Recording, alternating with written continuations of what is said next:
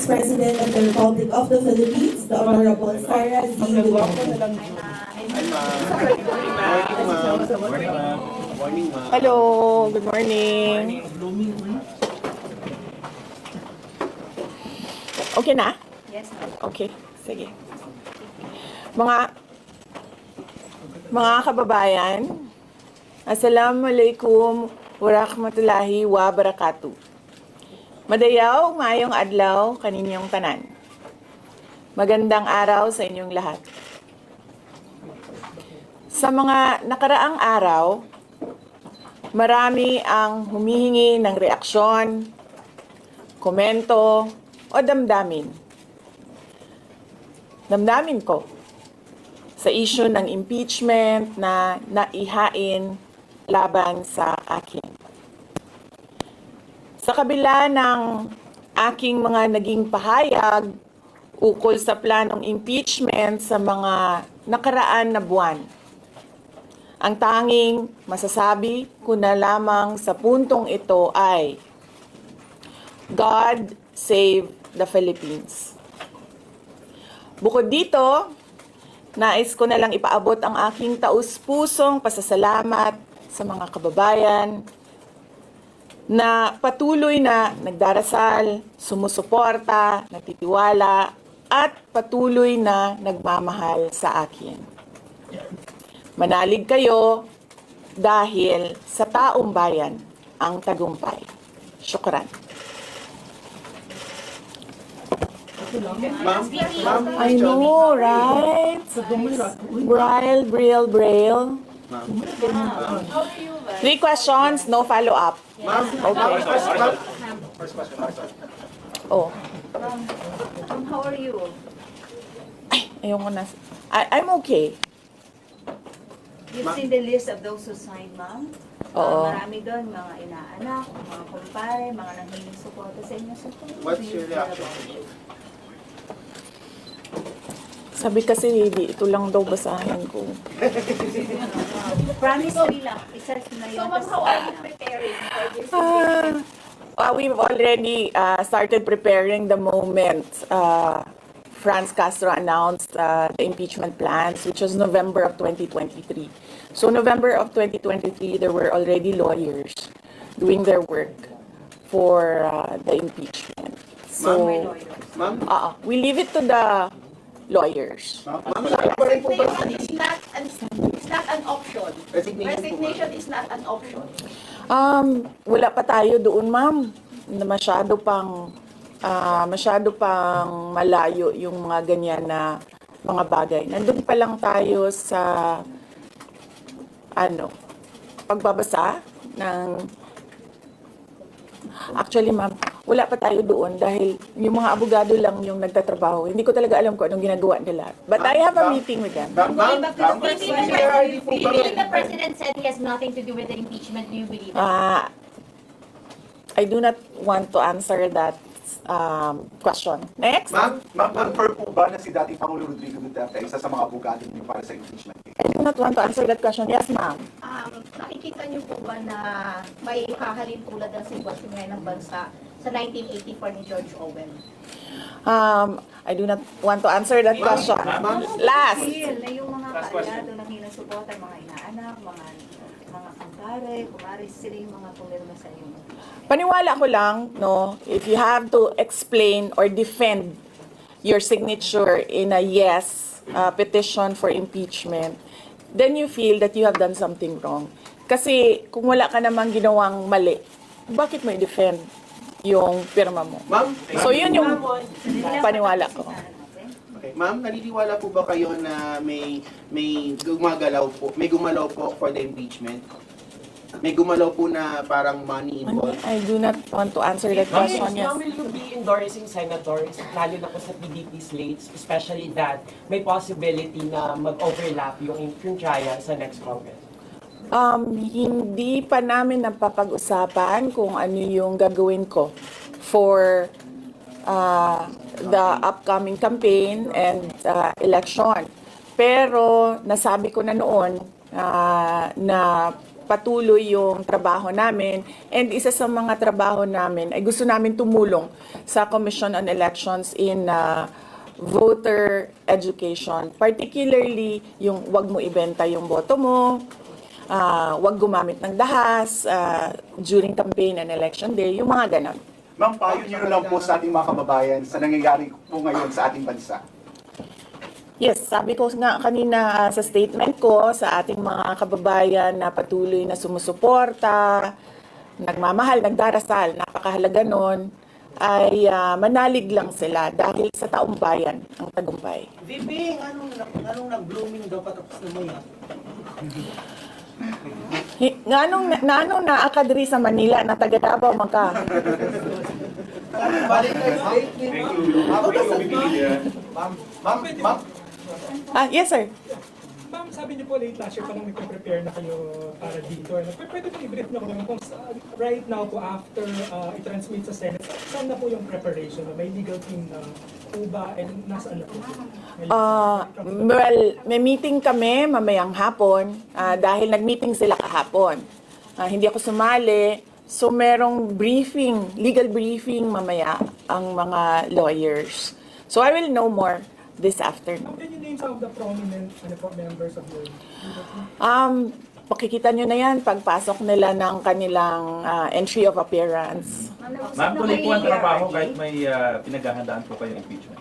Yes sir, opo. Kakatapos lang po ng planning conference ng Office of the Vice President. So we did it last Tuesday, Wednesday, and Thursday para po sa 2025 and 2026. Ma'am, for 2025, may mga maapektuhan ba na programs ng OVP? Yes, nag-announce na kami no na wala kaming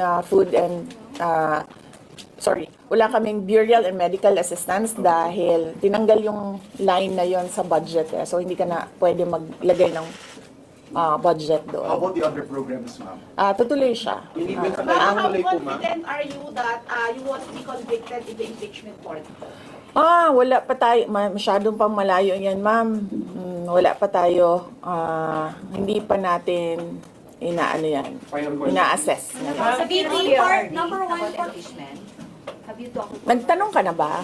Yes. But Kanina? Sige, ikaw. Ma'am, you said before na you're seriously considering to run for 2028. Now na may impeachment na, are you more decided to run in 2028? Okay. So wala pa tayo dyan. Wala pa tayo dyan. But nasabi ko naman di ba, paulit-ulit kung we are seriously considering that. But it's difficult to decide without numbers. So, kailangan malaman yung surveys and numbers. Sa next year pa yun. Oo. Ma'am, pero ma'am, sa tingin niyo ba, ma'am? Sir, nagtanong ka na? Sir, yes, sir.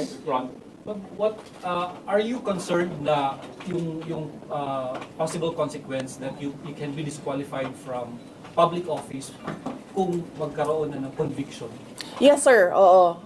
Alam ko po yung penalties ng impeachment. And the moment na nag-resign ako sa Department of Education, before ako nag-resign sa Department of Education, pinag-isipan ko na lahat yan. Ma'am, sa ngayon ba, masasabi ninyo na lalo pa kayong nainganyo na ituloy ang pagtakbo sa 2028 presidential election? Nasagot ko na ata yung kanina sa question ni sir na nakaitim. Ma'am, number one in the articles of impeachment was your assassination threat to the president. Do you regret making that statement last week? I did not make an assassination threat to the president. Sila lang nagsasabi niyan. Sila lang nagsasabi may assassination, sila nagsasabi may assassin, may gunman.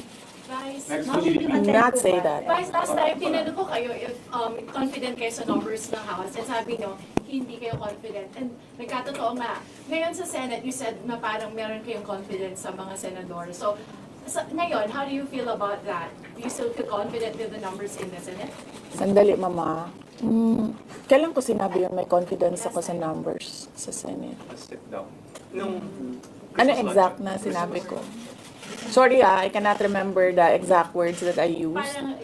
Parang medyo confident kayo with regards sa Senate, sa mga friends and allies nyo. Unlikely. ako magsasabi ng ganyan ba. Pero I need I will answer that next Pero how do you time. feel now sa Senate? Supposedly receive nila yung impeachment complaint the other day, pero nag-close sila kagad because of the last session. Well, that is their prerogative as a body, no? So, we have to respect the Senate kung ano yung desisyon nila. Dahil sila yung mga nandoon sa loob. So far, you feel assured about your allies in the Senate? We haven't talked. I have not talked to my friends in the Senate. Wala. Last question. Ma'am, will you appear sa Nakapag-message impeachment po kayo court? kay Senator Ivy.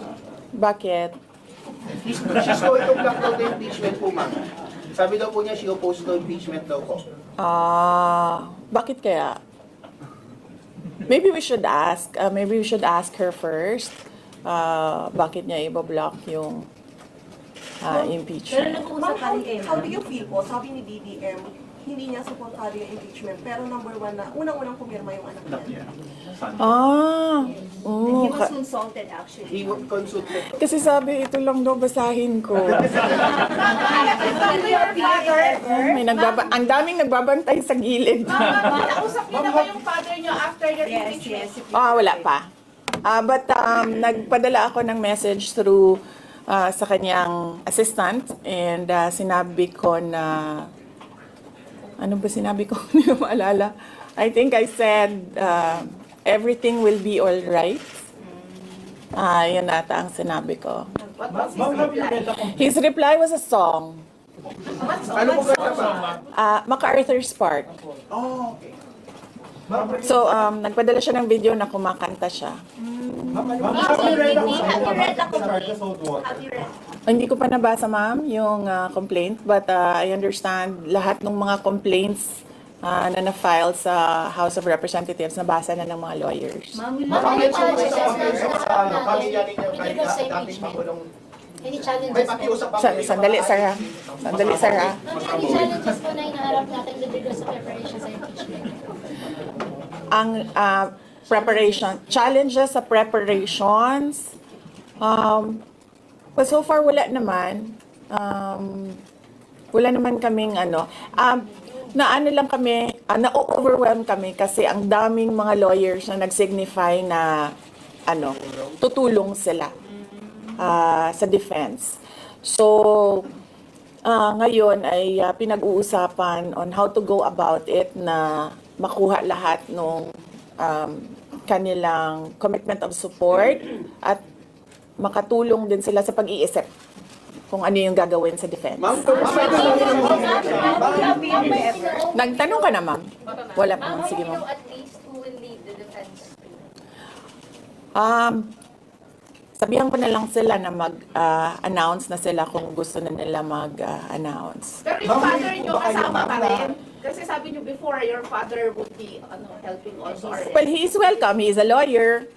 So he is welcome to give his advice, input in the defense. May pag-uusap sa mababa yung tax ratings recently due to the Senate dun sa Congress hearing. I will not answer that question. Is Yusek Zulaika back? Yes, I'm sorry. Yes. Is Yusek Zulaika Lopez back? Yes. So what happened was, nag-indefinite leave siya, and then she was admitted to the hospital doon sa Davao City na hospital siya, and then discharge siya ng mga doctors with ulitin ko. Si Yusek Zulaika Lopez, nag-indefinite leave siya after nung sa veterans hospital admission niya. Umuwi siya ng Davao, and then hospitalized siya doon. And then sabi ng doctors niya, we will discharge you but you have to come back ngayon ata, February, for further tests. And then bumalik siya for 1 day dito. Noong January, bumalik siya for 1 day dito sa Office of the Vice President, and she said na mag-leave siya for 2 months. And then I said yes, take the time that you need for your health. And then after a week, bumalik siya. Noong January, after a week, bumalik siya dito, and then she said, hindi ako mag-leave. So sabi ko, okay, welcome back. Ma'am, Kamusta po Did you sa appear, ma'am? INC? Meron ba pakikipag-usap kayo sa INC? Dahil sila po yung nag-rally against para wag ituloy yung impeachment. Hindi pa po kami nagkausap ng INC, sir, pero nagpapasalamat po ako sa INC at sa buong sambayanan sa kanilang pananawagan ng kapayapaan. Ma'am, kamusta po ang staff You ng have numbers OVP? in Senate? Nagtanong ka na, sir? Not yet Dapat, po. sir. You think you have the numbers in the Senate to be acquitted? Hindi ko masabi yan ngayon, sir. Wala pa kami dyan. Ma'am, Nagtanong ka na, ma'am, wala pa. Ma'am, would you consider former President Duterte to be your lead defense? He will, maybe if he wants to, he can be part of the defense team. But because of his age and because of rigorous preparations in an impeachment case, baka sabihin ko sa kanya na wag na lang siyang mag-lead. Dahil medyo may edad na si former President Rodrigo Duterte. Ma'am? He's already 80 years old this Ma'am, year. kamusta po ang staff ng OVP after they heard about the impeachment po, ma'am? Ano po naramdaman po nila na when you were impeached by the House? Ano po naramdaman ng staff ng OVP in general? Are they sad? Are they worried po ba, ma'am? Hindi ko alam nila na pinagtatawanan lang nila ako dito sa gilid kasi hindi daw ako sumunod. Sabi, basahin lang daw talaga ito. Ma'am, you will appear sa impeachment court, ma'am, if ever po. Ha? Will you appear sa Okay. Kung pwede namang hindi, and I understand, pwede naman. Hindi na. Oo. Kasi baka ma-intimidate lang sila lahat sa presence ko doon. May mga plano po ba kayo para itulak ang pag-audit, lalo na po sa mga kongresista natin na ginagamit ang pera o pondo ng gobyerno para subduct propaganda against you? Hindi ko na muna sagutin yung tanong na yan ngayon, ma'am. Doon muna tayo sa God Save the Philippines. So ma'am, will you dissuade or encourage your supporters in case they would go to the street to rally?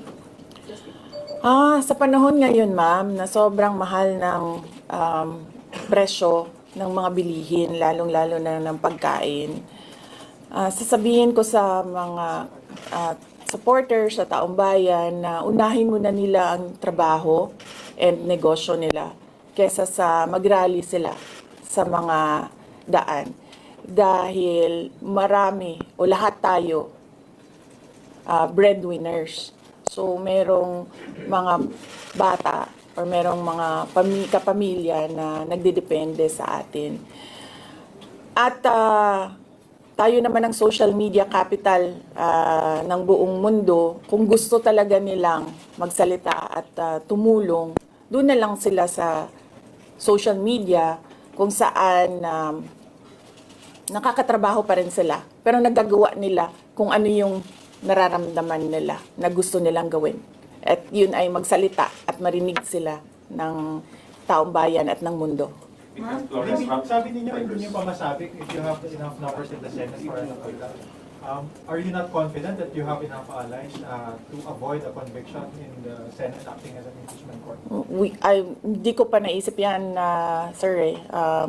I've not counted numbers of votes in the Senate, so we are not there yet. We are still, the legal team is still in the preparation of the defense and what we will do moving forward. Ma'am, do you feel betrayed? Maraming mga congressmen from Mindanao voted yes. 70%. Sorry for that. Do I feel betrayed? How do you feel ang daming taga Mindanao na congressmen? Actually, ma'am, wala akong feelings. Wala akong feelings about it. Kasi, kung napapansin nyo, wala naman kasi talaga akong barkada na politiko. I don't join their circles. But we are friends. Yes. But kung ninong at ninang lang ng mga anak, walang ninong at ninang na politiko ang mga anak ko. Oo. Maliban kay Stonefish, dahil nandoon si former President Erap Estrada. So, I don't move in the circle of politicians. Kaibigan, yes. But to say that meron akong close relationship, personal relationship with them, wala naman. Kaya siguro, ganyan din siguro kadali sa kanila ang magdesisyon about the impeachment. Kasi wala naman talagang something that is worthwhile sa aming pagiging magkaibigan. Last question. Ma'am, last on impeachment. Nagkaroon po ba kayo ng prior information na may impeach kayo sa House on their last session day? Or may nag-PM ba sa inyo? Naka-receive po ba kayo or may nag-tip sa inyo? Yes. Oo. Si JC. Si JC. Hindi siya natulog. Sabi ko sa kanya, matulog ka na, JC, kasi ang mangyayari ay mangyayari kaya sera-sera. Diba? Ma'am, comment nyo lang po, ma'am. Alam ko matagal na ito, but the QC Prosecutor's Office ibinasura yung patong-patong na kaso against you. Yes. What was your initial reaction about that? And second po, any updates sa security details natin, ma'am? Tuloy po ba yung pag-hire po natin ng private security? Okay, hindi ko nasasagutin yan, ha. Dun lang tayo sa God Save the Philippines. Okay. Ma'am, Okay. last na lang po ma'am pang my end. Ma'am, you said God save the Philippines. Gaano na po kalala ang problema ng Pilipinas ever since na nagkaroon ng issue sa impeachment na ito? Parang ano po yung nakikita yung problem sa Philippines ngayon at bakit nila inuna itong impeachment na ito? Gaano kalala ang Pilipinas na pag-iwanan na tayo ng panahon at ng ating mga kapitbahay dito sa region at napag-iwanan na tayo ng mundo. Malala siya since na nagkaroon ako ng understanding. Kasi 1990s, tapos 1990s, magulo. Well, sa amin, magulo, sa Mindanao. And then, ngayon, nagbabadya ang gulo sa Mindanao. So, parang wala namang nagbago. So, malala. Sobrang malala. Dahil, kung nakakausap mo yung mga tao na arawan yung kanilang sweldo, yung pera nila hindi na talaga sapat para sa pagkain, para sa kuryente, para sa bahay, para sa tubig, para sa pag-aaral ng kanilang mga anak. At kung basehan natin yung pag-alis ng mga Pilipino sa sarili nilang bansa ay sobrang malala dahil sobrang dami ng ating mga kababayan ang pumupunta, nakikipagsapalaran sa ibang bansa dahil wala silang makita na pag-asa, wala silang makita na oportunidad dito sa ating bayan. Kaya parang nakakaawa na tayo dito sa loob at nakakahiya yung estado natin kapag iniligay mo siya in a global stage na kung saan pinapanood tayo ng ibang mga lahi at ibang mga bansa. And because of that, ma'am, And because of that, tapos na tayo. you will run for presidency because of that. Diba? Maraming salamat sa oras ninyo. Magandang umaga. Happy Valentine's! Happy Valentine's, ma'am. Valentine's message na lang. Yes, happy Valentine's. Oh, basing on the